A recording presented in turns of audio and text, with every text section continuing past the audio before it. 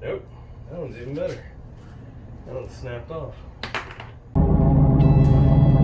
Alright, I'm not happy about the situation, but I learned from my mistakes, and I think that's honestly what makes somebody a better mechanic anyways. So I got a few options we're going to try here, and hopefully one of them works.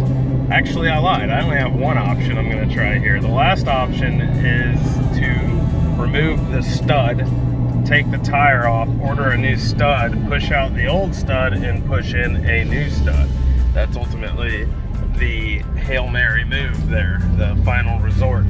But hopefully we don't have to go to those lengths. Hopefully these one options I got between PB Blaster to help loosen it up a little bit, and these little, I don't even know, extraction sockets, hopefully one fits just right and grabs it and takes it off.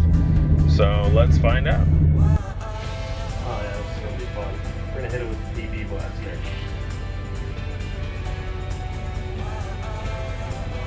Alright guys, so done a little bit of custom work here. Rounded off the sides so that it will fit. We're gonna hope for the best. It's really hot right now, so I'm gonna spray it down with some PB Blaster to cool it off. We got trash and treasure in the house.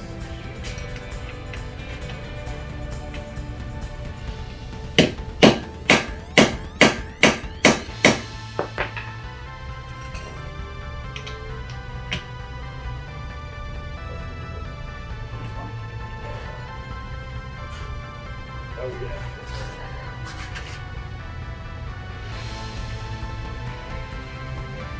Nope.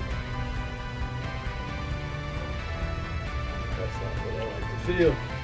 Okay, so basically I stripped the nut off and that didn't work, so what I'm going to do here is take the hub off the wheel, and to do this I'm going to use my little Allen key. That's a plastic screw I'm trying to unscrew right there. Like truck hubs, hubcap thingies. There's usually 2 or 3 holding them down, the rest are plastic and fake.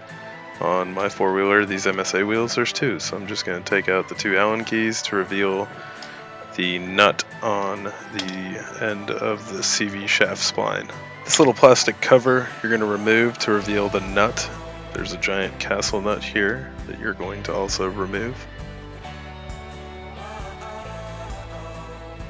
as Chris is showing you now. Boom, castle nut. Alright, there's a cotter pin in the center of this castle nut. You're going to remove this cotter pin.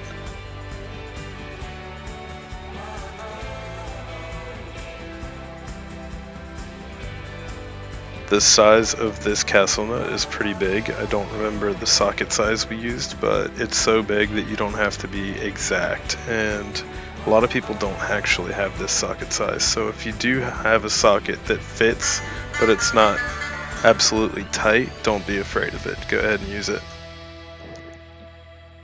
So what I'm going to do here is wedge one pipe in the spoke because I don't care so much about my paint. If you really cared, you could put masking tape on a pipe, but I'm going to wedge a pipe in through the rim to keep the tire from spinning, and then the other pipe is going to go on the end of the breaker bar to give you more leverage so that you can actually break free this massive castle nut. And just like that, it comes loose. Now that we have this ginormous castle nut removed, we're going to take a center punch, place it in the center of that CV axle shaft, and hit it through the wheel hub. Alright, next up, we're going to take this pipe out and then remove the brake caliper. We're going to remove these two 15mm bolts on the back side of the brake caliper to provide a little bit of space and get the whole hub off.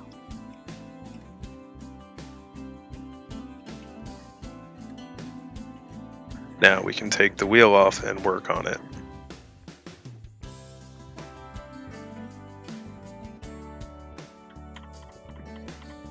Next up, there's 4 hex screws that are T40 in size, and I advise using an impact gun to remove them.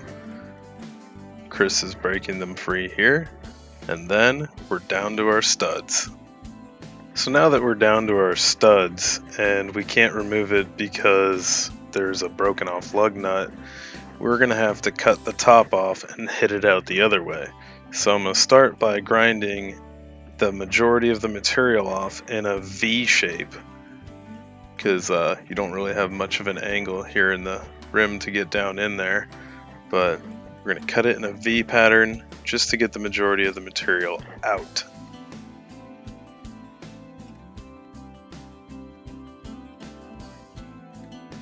So now that the majority of the material is out, we're going to take an 80 grit flap disc on the angle grinder and take as much as we can off without damaging anything inside the rim.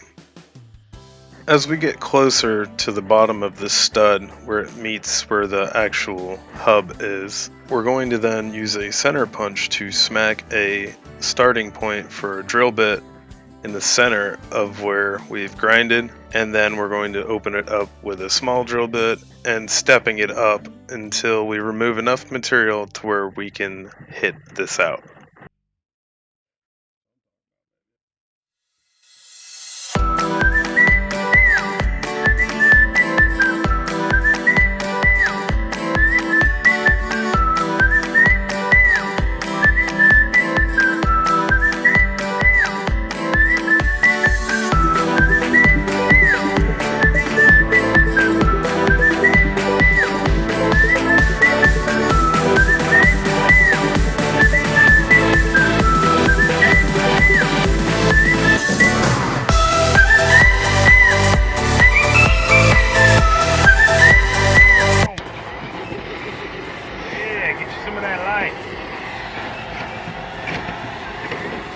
Good light, ain't it?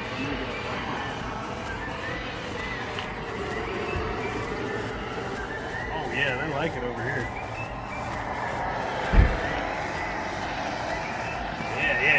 Yeah. Look at them all. Come on, get you some of that.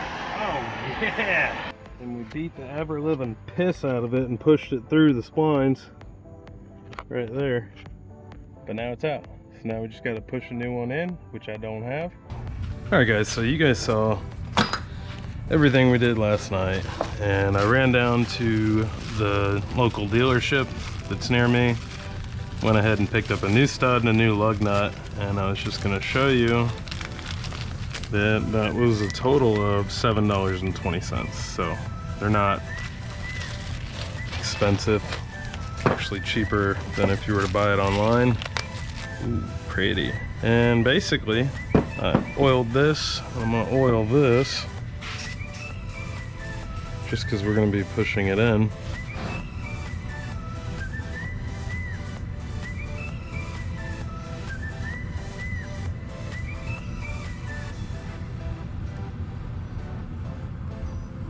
And the reason why I'm marking the grooves is so that when I go to press this in, it's being pressed in to the grooves that are there and not into where there isn't grooves. So this looks like everything is landing perfectly on a groove. Give it a little smack, make sure it's in the grooves. Show is.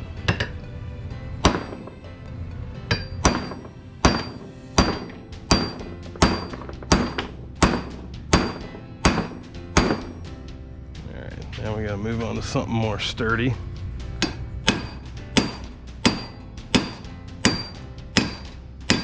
Alright, that's pressed in nice and flush. Give it one more for extra measure. I lied, two more for extra measure. And she's pressed in. Sweet. That was simple enough, didn't even have to use a vise. Get it lined up and go from there. Next up, I'm gonna take some blue Loctite. Oh God, that's a lot.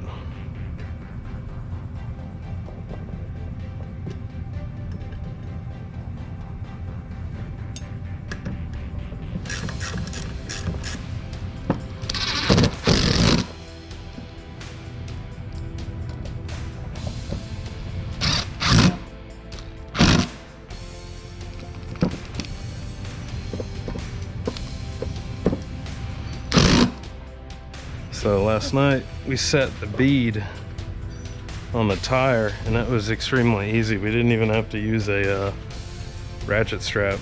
We actually just started putting air in it because it had such a good contact, and it started pushing it out and it popped and set itself. All right, big ass washer, and you can tell which way goes which way by looking at the nut and the rust and corrosion. You see that the nut just covers there, and on the back side it's covered by all this. It's covered there. So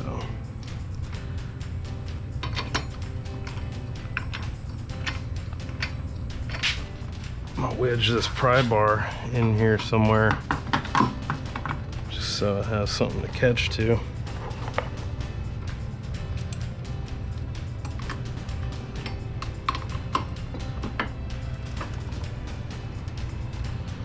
And start torquing this beast down.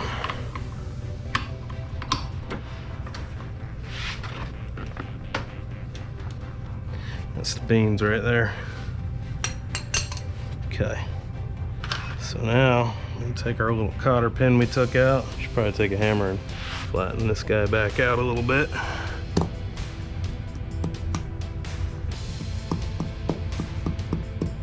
Oh, got my finger. Alright, got her flattened back out a little bit. Drop her down in, give her a little love tap to set her good.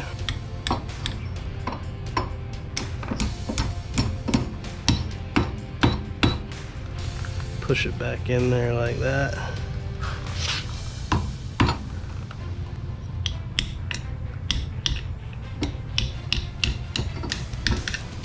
Next up, if you even want to call these brakes, yeah, they brake all right. Ain't much anything left on this. All right, so it appears as if the calipers are pressed out. This is a pain in the ass, but it's not the end of the world. We're just gonna grab a C-clamp and compress them a little bit, get that to seat back where it needs to go. All right, I'm gonna change batteries. I'm gonna use, oops, my gun is ripping my shorts. I'm just gonna use a C-clamp, get on the back of it if I can. All right, cool beans. A little clip.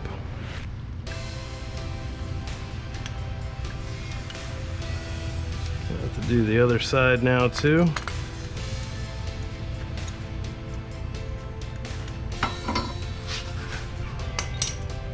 Alright, now we got that bottom caliper back in its little spot.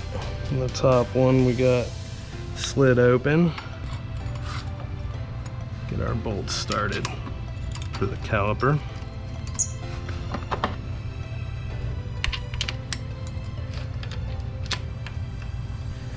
Now that we got that, I'm gonna hook up the air and zippity zappity that thing down. Our cap back on now.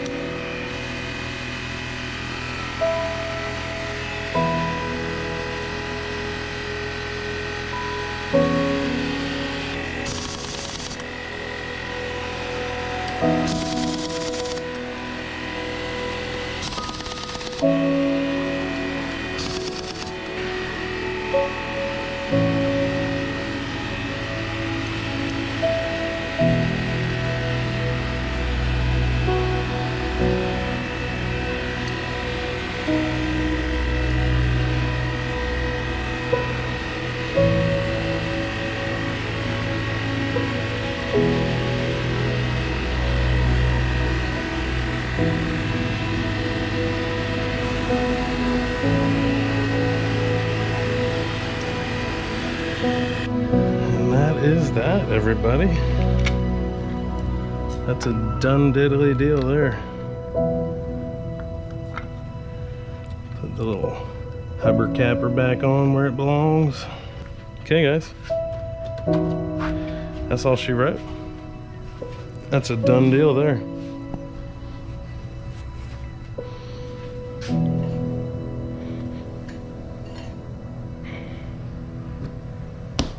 Good to go. Hope you guys enjoyed.